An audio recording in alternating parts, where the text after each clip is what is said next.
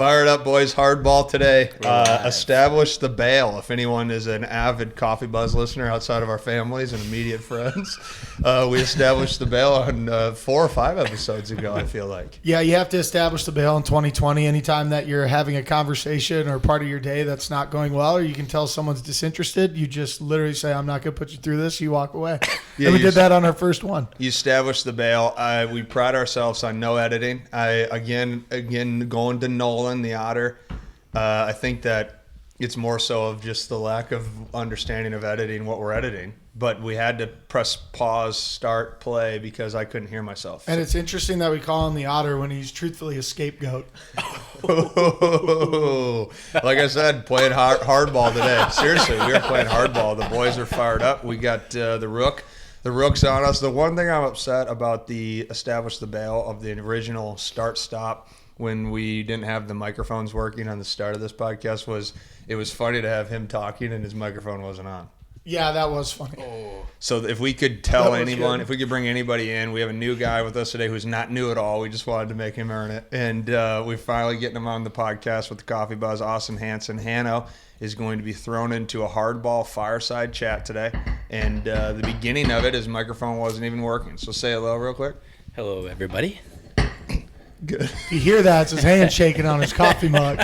Yeah, we did the old interview trick with him where we're drinking a coffee mug with him today just to see if the coffee in there is shaking. Oh, yeah. You ever hear that? You How hear they that? do that? Supposedly It's just old Austin. Supposedly they do that in an interview. Is that a real thing still? I know I heard that when I was in college. They said when you get older, they'll interview you and ask you if you want coffee. And they used to say don't drink the coffee because they were just trying to see if you were nervous or not. Have you ever heard that? I haven't. Have you seen Transformers where they offer the guy donuts and he says, I ate the whole plate? I don't know about that one. That is hilarious. What happens? They bring him in to investigate him and they put an entire thing of donuts in front of him. And he's like lecturing the other person on how you handle an interrogation. He's like, see the donuts? They put them there to scare you. I ate the whole plate. I ate the whole plate. It's like one of my favorite little quotes in a movie. Truthfully. So that's so hilarious because I need to watch that after this. Just that scene. I was thinking more so of Jack off Titanic where he really gets rolling down at the dinner with all the rich people and he grabs the bread. You know what I'm talking about? He goes, it's funny yesterday. Yeah, I think life's a gift, you know. And he just grabs that bread. What a subtle little move that was, grabbing the bread. Oh, it would. I've never even thought about that. Takes a good bite out of it too. They're like, okay, halfway through this, get real comfortable. Yeah. No, you got the room. Yeah. That's Leo being Leo there. If Greg McCall, Dave Fisher are listening to this is one of our favorites. You know, when you really like Hanno, if we're going to head into a coffee meeting or something, you really want to let the rook know that it's the captain's going to take over here. You just kind of look at somebody and you go, hey, when we get in there, I got the table. Nolan. Go ahead, Nolan. All right. What is something in your everyday life that may be a placebo? Something that in your everyday life that may be a placebo. Wow, we had some. You thinking right away? You want to go right away on it? I'm going to defer to the vets here. Am I allowed to do that? What a shoulder shrug here. Shoulder laughing before noon here. Oh, man. Shoulder shrug. This is... Defer to the vets. What's a placebo effect of the day? Essentially, right? Mm-hmm. Okay, so what part of your day is a placebo effect? I would say immediately, the second you wake up, morning routine. You know, we fall behind a morning routine as a placebo effect, right? If I have a slow morning Thursday, you all of a sudden associate the day with that type of vibe, right? If I have if I get into a morning and I take a real deep meditation, sit by that fire, stare out at the lake, I mean, I take that in and go, this is bliss. This is why I'm doing it. This is why I'm doing it. You know, and then I have a morning routine, you know, and you do sort of things. So, and we all kind of do it, right? And then placebo effect, let's say you get rushed or you fast pace into your morning. You just placebo effect or perceive that your day now is screwed or rushed or you can't get relaxed or these sort of things. So I would say the second you wake up is an immediate placebo. And then what the powerful part of that would be more than not making that placebo be beneficial. Yeah. You know, like very simply. I do. I was just thinking about the fact that I don't even know if this counts as a placebo effect. I really don't. But sometimes when I'm not feeling like doing anything and I'm about to get in the shower, I'll turn on some music.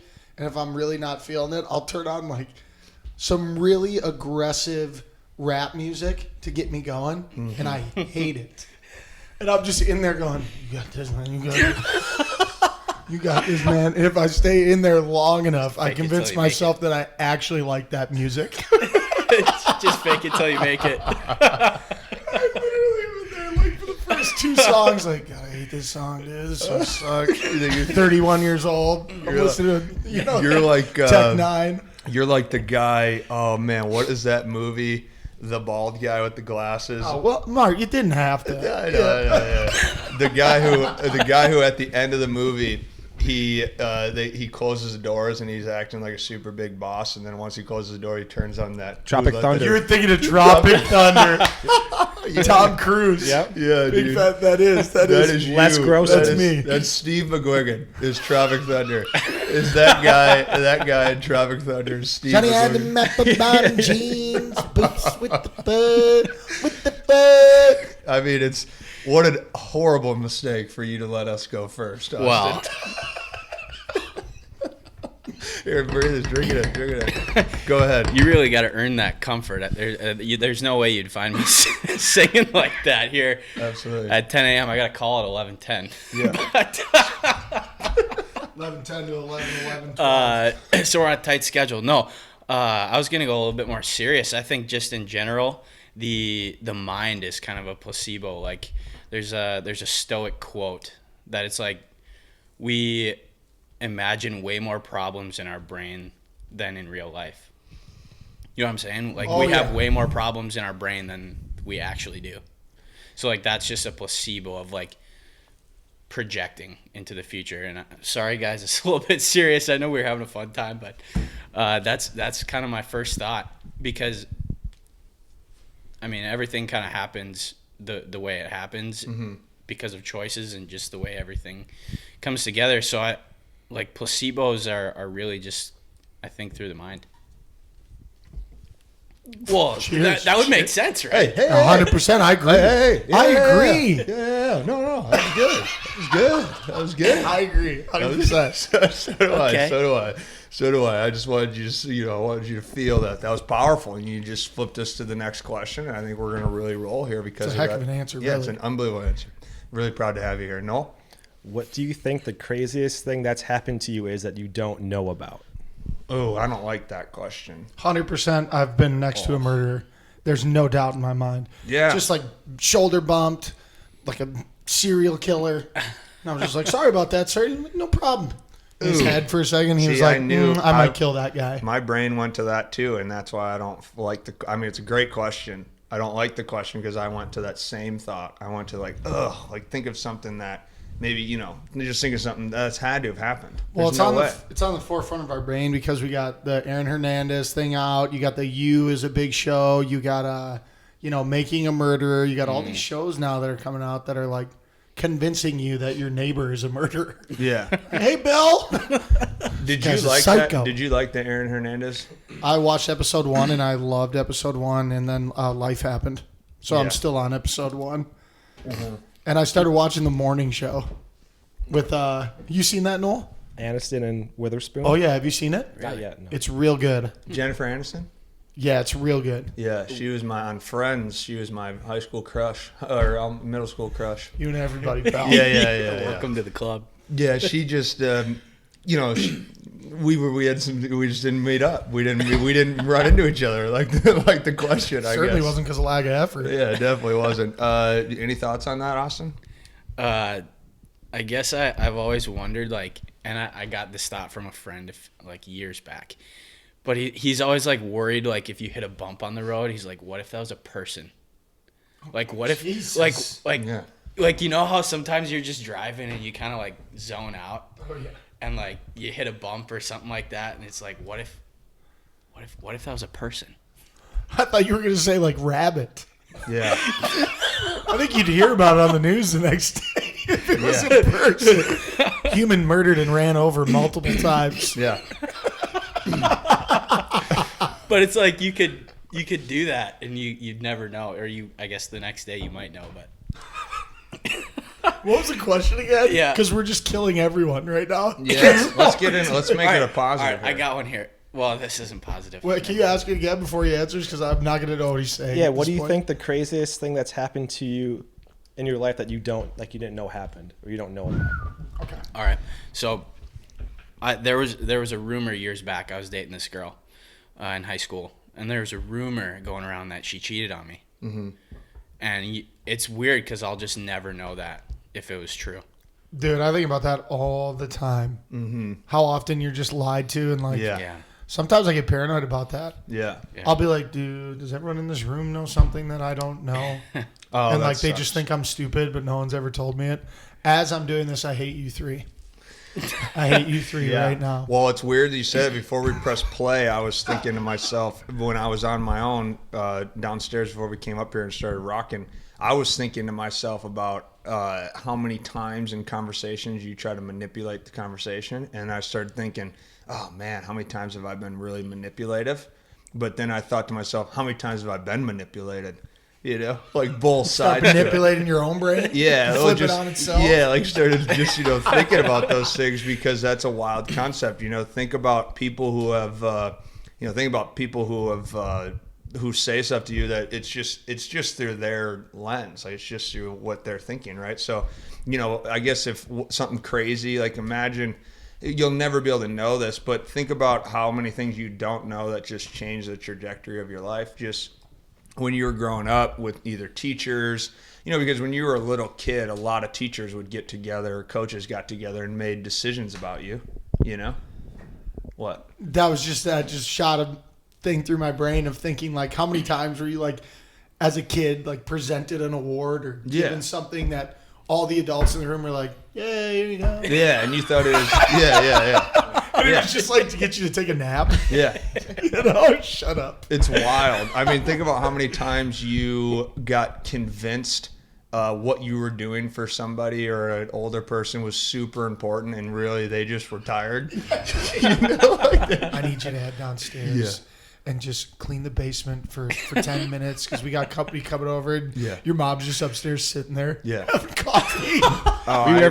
Were you ever timed? I'll time you. Oh, I was timed all the time. That was the big one. I timed kids all the time. Yeah. The other one, this is really messed up. Anyone in the educational field or anyone who works with kids, and you need the facility cleaned up, or your room, whatever it is, say, I see a piece of garbage. Whoever gets it and puts in the trash first wins. And they all walk around and they pick everything up and they throw, is this it? No, that's not it. Yeah. Is this it? No, that's not it. That was close. And then at the end of it, you just pick a random kid that won when the room's clean. And then that's what a nice teacher 60. does. And then if you happen to be like a hard gym teacher or tough nosed gym teacher, you sit there at the end and go, we're teaching you discipline, we're training you, like we're getting you there.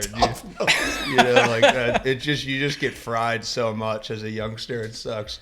And then whatever, but that's part of the thing. That's part of the bit. And that, my friends, is a placebo. Very well. There we go. No. So it kind of ties in. What are you the best at faking? What are you the best at faking? What are you the best at faking? These are good questions.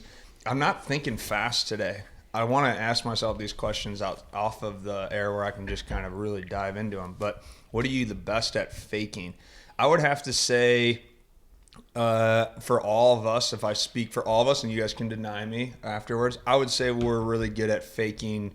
I think a lot of people are at this, but I think professionals or people who are good at their jobs are good at faking energy or good at faking positivity, whatever you would say, because you got to be good at that. Look at a salesman, who goes in, and we were at dinner the other night. Remember we were out to dinner the other night, and this lady was awesome, an awesome server, and she was doing the I have a rosé in the back, and they do all that stuff, and she was great at it.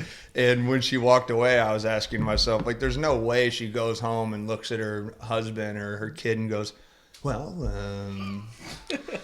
today we're going to have, she's just not going to say And that. she's not going to go, I had a lovely group of people. I Yeah. got him a rosé. It was a Yeah. great day today. Yeah, she doesn't. Yeah, exactly. So like that's just a facade, and so I think your job. You take these things. Is it faking or is it real or is it part of the process? Like that would be my question back to it. Are we faking or are you just good at the professionalism? Like I don't know. It could be very easy to sit there and go, are you faking looking like a hard ass right now, or are you thinking that that's good for the advancement of someone you're coaching or whatever? Because that would be a fake, but yet a truth at the same time, wouldn't it? Yeah, I was going to say the same answer, but I agree. Mm-hmm. Like, that is part of being a pro. Yeah. Is like faking It's it. faking it. Like, right before we got on this, I wouldn't necessarily say I was in a good mood. I was in a horrible mood. And it's like, you got to go back. You got a technology meeting today. I got to meet Yeah. with people. I'm just sitting here basically rubbing my face. And then as soon as we get on here, I'm having fun. Coach Hank's home. Yeah. It's just like, we got a lot of stuff going on, but you got to dial it in. Yeah, so I would say that's a good fake it till you make it. That waitress by far was faking it, and she did a phenomenal job of faking it. And it was I admired it to a high degree. One more time. What's just the best thing you do best at faking? Or what are you the best at faking? Yeah. I can tell you something I'm awful at faking. Wanting to be somewhere I don't want to be outside of professionally. Like if I'm somewhere that I don't want to be there anymore at this point in my life, I'm just going to go, I'm going to get out of here. We'll see you guys later. Yeah, or you're just I'm bad at or faking. you I just used to be suck good at deal it, with. though. Yeah, you just suck to deal with if you're in those scenarios too. Oh, yeah. I do 100%. Yeah, oh yeah. Yeah. Yeah, I would agree with that. It's embarrassing. It's embarrassing too. Yeah. And then you get it's embarrassing, but then you're mad at them for being mad at you. You're like, no, I don't care. I don't want to be here. Yeah. And it's like your friends that you always do that to. Yeah. It's like the people who you're around the most that you just dog like that. Yeah. Makes no sense. But then if you were like at somewhere with 5 people you didn't know, you'd be the nicest person on earth. Why do we do that? That's just so stupid. Yeah, I don't know. You got to get in here, by the way. You got to fight for airtime. I know it's tough. Come on, Like you got to dive said, in. I want to feel bad for you, but I'm not going to allow This is your myself show. to feel bad. This is your show. Yeah, you're coach. I'm not going to Coach allow right myself now. to All right, feel no, bad no, for Coach you. Bart. You got to dive in. I think the thing that I'm best at faking is that I'm a people person. Like I don't like being around people. Steve, your face. No, like I genuinely value my alone time a lot, and I just do better when I'm able to recharge. Like I'm just introverted, but I can like fake the extrovert part of it where you got to do the song and dance and have the laughs and it sometimes like it's the authenticity part of it where you're doing your best to just like be a good human, but it's really not what you'd prefer. It's kind of like being where you don't want to be. Yeah. And getting better at being like when somebody asks you now. We had that question on here, didn't we? What? Like somebody, it was some question that led to us saying, people asking, hey, how's your day going? You just say good. How often do you lie? How often do you lie? Yeah, and I said I lie very often at that. Since that, I stopped doing that, even with kids. Kids will be like, how you doing today? I'll go, awful. I'm having an awful day. But I'm excited to see you, and I hope you can turn my day around. I'm so glad you say that because I was actually going on a rant the other day about like how much it waters down the meaning and the authenticity of saying, hey, how are you? Sucks. I hate it. Yeah. And it's like it's always just in passing. Hey, how are you? Good. You? Good. See, but I've found a lot of success in not asking the rebuttal question. That's Yeah. where I found a lot of success. yeah. Harv, how are you doing today? Good. And you just move on. Because no one cares. They don't care.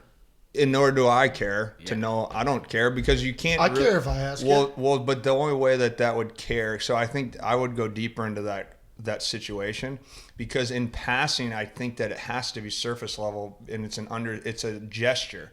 It's like, how are you doing? Good. How are you doing? Good. You? Good. Cool. And it's a gesture. Now, if we're sitting down and we're having coffee, or having breakfast, very rarely do I feel like that's a surface level question. I think that it, not targeting your comment. I think that we target the surface level of that. Like we just state that, you know what I mean? Like, we ask people all the time how they're doing and, well, it's so surface level and we just have a conversation around that. But I don't think that we have surface level conversations when we get to have a conversation. But if I don't have the opportunity to have a conversation with you, yeah, it's a surface level thing. It's just the ability to acknowledge that we're capable of communicating is the way I see it. Sure. That's a good point. And it's like, too, it's like if somebody says, hey, how you doing? You might do that, but it's literally like the power of touch, right? Nonverbal. So if I just go, how you doing? And You'd be like, oh, he's serious. He actually wants to know. Yeah. And if I wasn't doing well, I would go, I don't want to talk about it. yeah, and then we would get back to it maybe later that night when we have the opportunity. Yep. It goes back to faking it, right? Like if I were to ask you 5 minutes before work started, are you doing all right? No. I wouldn't go, well, shut down the mill. Let's talk about this. Pump it up out there. We'll be out there in about an hour and a half. Yeah, 2 I would hours. say what I've said to you for the last 10 years. I'd say, well, then find some sort of, caffeinated substance, bury all emotion inside of it and lock it up. And then in a couple hours, we'll have a glass of whiskey and we'll figure it out. Nolan. Go ahead. What's something you've done in your life that you would tell someone else to never do? Oh, that's a fair. No one's nervous. Steve's getting them on live. What's something you've done in your life that you would never tell anyone else to do? No, that you would tell someone else to never do. You would tell someone else. To never do. Okay. Yeah. Yeah, that's. I think this would be commonly, and we can kind of get individually. I think commonly this would be the whole "don't drink before you're 21" thing. I think this would be like a lot of parents or subordinates or authority sort of says the obviouses, like don't do this. Where we act like we're in this glamorous world where we didn't have to fight off all that temptation growing up. Do you think that? Do you think that you'll tell your kids to not drink before they're 21? No, this is hypothetical, but I would talk to them about it. I think that I always go to Lion King. I would tell my kids flat out. I'd say, here's what alcohol does. Here, take a sip of it. You see how bad that tastes? Good. Now, okay. Like, you know what I mean? And just like teach them through it, like talk them through it. Because one thing I'm very happy for. I remember when I was in high school and my mom had told me, she said, I will never spend a Friday night with you when I'm not with you. And she goes, and so what you make on those Friday nights will come back to haunt you if you decide to go down a bad path. And that'll be your choice. That was what she told me when I was 15. She goes, now, best of luck. Like, don't make bad choices. That was it. That was like my one teaching of it. And I thought that was cool. This is like a super fun question to think about. Yeah, it is. Like something that like actually you would say like seriously, because I think about that all the time. Like back to the last question, like people ask me, hey, what's your advice on this? And I'll be talking and I'll realize they actually don't care at all what I have to say. And I'm like, no, seriously, I'm like, this is something I know. You know what I mean? It's different. Everyone should feel that. Like if you're giving someone advice about something you truthfully know and they're not listening, like you want to grab their face and shove it right into a table. So I'm trying to think of like, well, there's times where you're talking, you get like, that's why we established the bail. You're saying something, you go, yeah, it's not that important. You get out of it. Yeah. But there is times where you've been through things that you can pass back that I just really want to have a good answer here. You might have got me on this one. Well, I think Nice if you go towards our yeah, it was good. Look at him creeping up. feeling it. He's happy. It's good. He's It's good. happy with himself. He's happy. I'm a little nervous answering this actually. Not nervous, just a little taken back. Let me just give you a little bit of time. Back to like the Lion King thing. I always love the stories of like people who got caught like smoking cigarettes or chewing, and their parents make them like take the whole pack and smoke the whole pack. Yeah. And then they never smoke again, or like put a whole tin of chew in, and then they never do it again. How we doing? Did that help? That helped. I actually have one. Yes. It's not a great one. Thanks, It's not a big one. Usually I like a big finisher with my last question. That's the one where we're all fighting each other for the Nolan post of the day type bit. Yeah. But, Give me the clip. yeah, did I have a good soundbite there? Is he going to pick me? You're doing well so far. But do not, and I repeat, do not buy a house with a pool. Don't do it. Yeah. I got caught up in the pageantry of having a pool and the glitz and glam of pool ownership. What an idiot. Oh, and my boy. dad, my old man told me, don't you buy a house with a pool. I said, why would I buy a house with a pool? He goes, let me see. It adds zero value to your house. Absolutely zero. The resale is much more difficult because most people don't want to pool. Again, we're talking about a literal hole in the backyard that adds zero value, and you have to buy what do you got? pH plus, alkaline, chlorine. You got algicide. You got motors breaking. You got sand filters breaking. Not to mention the aesthetics, the fire pits. Don't even get me started on the aesthetics. Unbelievable. Yep. Floaty toys. You're telling me you're gonna have a pool without floaty toys? No. And it's tick, tick, tick. It's just adding up. What happens when the pool cover breaks? You're buying a new pool cover. Right. All for what? 5 pool parties. And they're great pool parties. They are fun. I happen to love all 5 of them. That's your fine. That was a good one. That might have made the minute clip over there. I think that if I think about mine, I still remember this day. I was trying to impress. Don't say it. Yeah, I was trying to Don't impress say somebody. Don't say it. And it's out front. Don't say it. Oh, there it is. Don't you say it. I just have to say it. Brian Peters told me not to buy that thing. No. He told me not to buy that rig. And I love that thing. I stare at it very often. That's smart out there. I love it. No, I love it. But that rig out there has made me have to work extra. It's made me have to do so many things. It's beautiful. But whenever I get it oil changed up and I think about, I spent my whole life savings. I worked my tail off to get every last dime to buy that truck.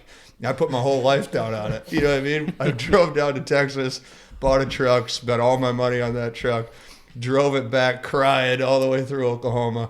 And then I got up and I thought, this is the most beautiful thing. People are going to think different about me now. I am a powerful man in a beautiful F-150. And here I am just working to pay off that thing. I'm going to argue this right now. I'm Just going to put my what foot I'm down saying. on this. What I'm saying is, I could have bought that truck a couple years later. You could have, but do you remember driving back? And Mart's a big call people on the phone when he's driving guy and drop everything, and talk to me so I can be entertained. And you called me in the middle of like Oklahoma. Yeah. And you said, Steve, I did it. I got my foot out the driver's seat window. I got a cowboy hat on, and I got my rig. I did it, man. I did it. And what a sense of accomplishment that was. What a sense of, and honestly, I think that truck keeps a part of your life, like the Mart like what you're shifting into, like the old Marty boy. It's just like a little piece of that guy. Yeah, you know what I mean? yeah, And yeah, so for like me as a friend, it's really fun that you still have that truck. I love the because truck. it shows a progression of you in your life. It's like, yeah, I'm gonna change. I'm gonna start meditating. I'm gonna start taking ice baths. I'm gonna start doing sauna. I'm gonna start doing all these things. I'm gonna change and shift who I am. But you have little egg drops behind, little eggs. What are those Disney eggs of like your entire life? I love the truck. I love staring at that thing. I think I've made people sit to this day. I make people sit and stare at it with me. I love the truck, and I love what you're right. You're right. It symbolizes amazing things. I worked as hard as I could to buy that truck. 100%. And the only problem with it's not the truck. It's the idea of the truck. Sure. It's that after the truck, there was a hailstorm of panic that took place for many, many months. And so I would just say, just wait a little bit longer to buy the truck, and you just can't, you don't have to do it right now. You don't have to buy it right now. You can get the truck. So I wanted the truck at the time.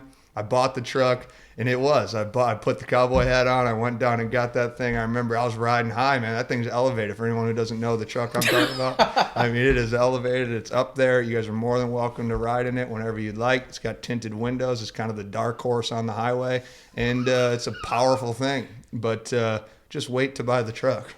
Go ahead, Ost. Well, correct me if I'm wrong, but the reason you bought the truck was to impress someone else. Like that was like a big part of it. Yeah, I wanted to. Yeah, seem and cool. and that person is no longer you're no longer trying to impress that person. No, I'm not. But I have the truck. But you have the truck. Yeah. I guess my answer's not very good, but. Well, now nobody thinks it is. Yeah. Remember that faking it part? Well, let's reframe that. It's not very deep, and it's not like I don't know if there's a life lesson in it. But I had the opportunity to join a network marketing company, and I won't name the company. But needless to say, I'm no longer with that network marketing company. Like 99.9% of people that join network marketing companies. So I would say that's something that I'd probably tell people to never do. There you go. Stay away from network marketing, folks. Yep. Don't buy a house with a pole. Stay away from network marketing, and just wait to buy the truck. Wait to buy the truck. Cheers. Cheers. Cheers.